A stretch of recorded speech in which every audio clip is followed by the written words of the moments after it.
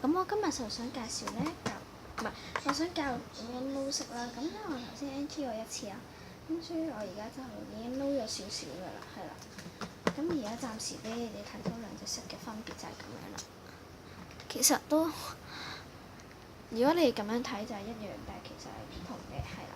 咁因為我得翻3分鐘嘅時間嚟拍片，所以我就唔cut片，等我再搽晒熒光筆再俾你哋睇。係，咁又翻嚟啦。咁呢個就係啱啱我搽滿熒光筆仲未撈嘅，係啦嘅 creamy 膠嚟嘅。咁我而家就撈一撈佢。咁我頭先搽咗2次啦，咁隻色就開始有啲明顯㗎啦，其實就係咁樣嘅，係。咁我掹嚿出嚟，就係咁嘅分別啦。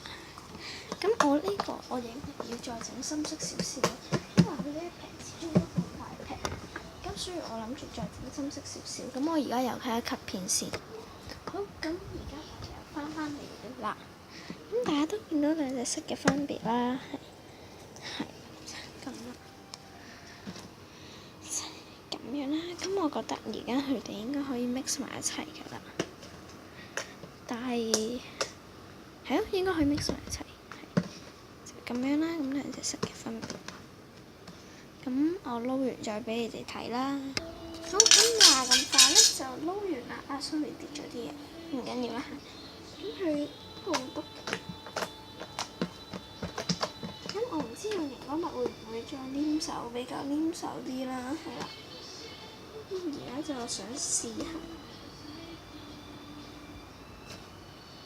係比較黏手少少嘅，即係要擺嗰種係咯，都有黐少少，但係佢就好拉咗啦。